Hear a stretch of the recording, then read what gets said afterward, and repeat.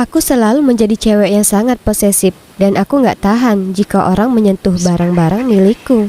Apalagi kalau mereka melakukannya tanpa meminta izinku terlebih dahulu. Dan pacarku juga harus menaati aturan itu.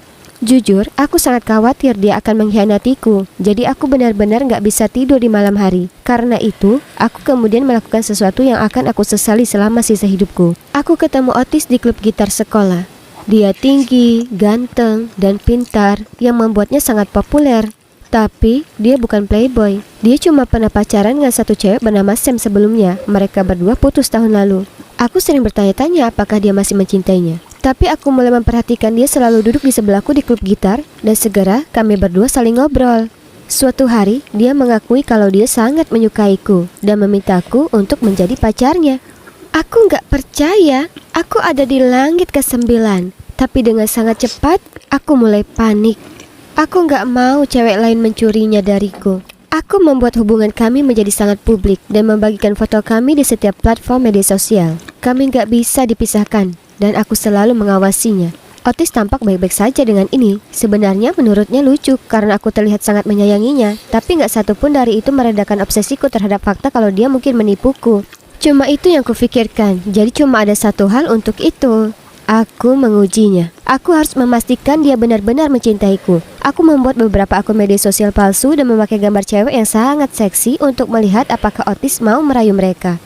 Lalu aku mencoba menambahkannya sebagai teman dari akun tersebut dan mengiriminya pesan genit. Suatu kali, aku bahkan mengirim foto super seksi kepadanya dari salah satu akun palsu ini. Percaya atau tidak, dia mengabaikan mereka semua. Aku merasa sangat lega. Jadi, dia memang mencintaiku. Aku bisa santai. Nah, untuk saat itu.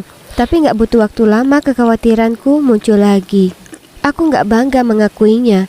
Tapi aku sampai menyewa layanan tes pacar. Aku memilih cewek yang paling cantik meskipun harganya sangat mahal. Aku sudah merencanakan semuanya. Cuma ada Otis dan aku di rumahku suatu malam. Kami memesan makan malam dan kemudian aku bilang kepadanya kalau aku harus membeli soda. Setelah aku pergi, cewek itu datang dengan menyamar sebagai kurir. Dia membawakan makanan ke Otis dan aku duduk di dalam mobil di luar menonton mereka di ponselku. Gadis itu memasang kamera mini ke kotak makanan. Dia meletakkannya di atas meja, jadi aku bisa melihat dengan jelas semua yang terjadi di antara mereka. Dia sangat menggoda dengan rok mini yang ketat dan terus merayu Otis. Tapi Otis nggak tertarik. Aku duduk di dalam mobil, kagum. Aku sangat bangga padanya. Aku yakin dia nggak akan bisa menolaknya. Setelah itu aku memutuskan kalau aku sudah memainkan cukup banyak permainan dan sekarang aku benar-benar bisa mempercayainya. Tapi suatu hari di sekolah, Sam dan pacar barunya, Louis, berjalan melewati meja kami. Dia menatap Otis dan berkata, "Kalian berdua terlihat bahagia kan? Aku senang kamu akhirnya menemukan seseorang untuk menggantikanku." Kemudian dia pergi begitu saja tanpa sedikit pun melirik ke arahku. Sepertinya aku nggak terlihat olehnya. Jadi dia pikir aku cuma pengganti, ya. Itu dia. Aku harus membuktikan padanya kalau Otis mencintaiku sekarang dan bahkan dia nggak berarti apa-apa baginya. Malamnya, aku mengirim SMS padanya di media sosial. Aku kesal karena dia mengira aku takut dan cemburu padanya dan bahwa Otis cuma mencintainya. Aku nggak percaya. Aku nggak tahu kenapa Otis pernah pacaran dengan orang seperti dia sebelumnya. Aku kesal dan memberinya tantangan kalau kami akan menggoda pacar satu sama lain selama seminggu dan melihat apakah pacarnya adalah orang yang setia. Dia bilang itu terdengar menyenangkan dan dia menyukai tantangan seperti ini. Tapi sungguh, aku melakukan ini cuma untuk memastikan Otis benar-benar mencintaiku dan sudah gak punya perasaan lagi pada Sam. Jadi, rencananya sudah siap. Akhir pekan itu, Sam dan aku meminta pacar kami untuk pergi ke bioskop. Tapi, pada menit terakhir, kami berdua membuat alasan kenapa kami gak bisa pergi. Meskipun pacar kami sudah membeli tiketnya.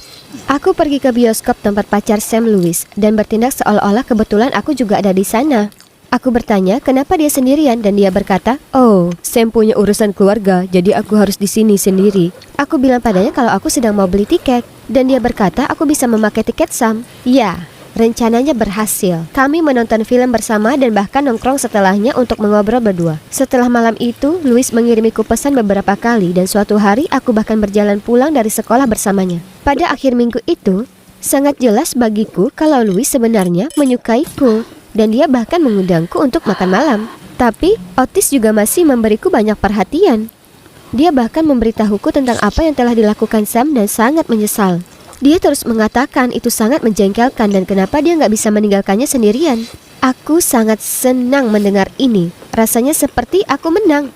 Keduanya menyukaiku dan gak ada yang menyukai Sam. Aku putuskan bertemu Louis makan malam dan menunggu dia mengutarakan perasaannya kepadaku. Lalu aku akan memberitahu Sam dan dia akan sangat kesal. Dia pasti kecewa karena menganggap Otis masih mencintainya. Tapi malam itu segalanya tidak berjalan sesuai rencana. Kami sedang duduk makan malam ketika tiba-tiba Louis mencondongkan tubuh ke arahku dan menciumku dengan penuh gairah. Aku memejamkan mata dan yang bisa kupikirkan hanyalah bagaimana aku menang dan Sam kalah. Tapi kemudian aku mendengar bunyi klik-klik dan aku membeku.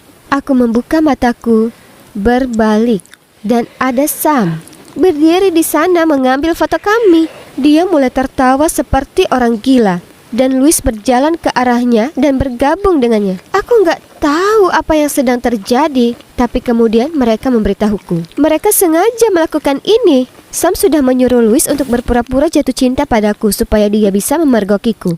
Aku nggak percaya itu. Bagaimana dia bisa begitu jahat?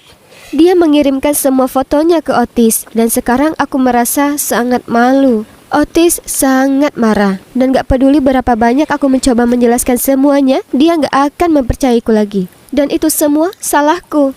Semua karena sikap posesifku. Apa yang harus kulakukan agar Otis mengerti kalau aku gak serius dengan Louis? Dan kalau aku sangat mencintainya?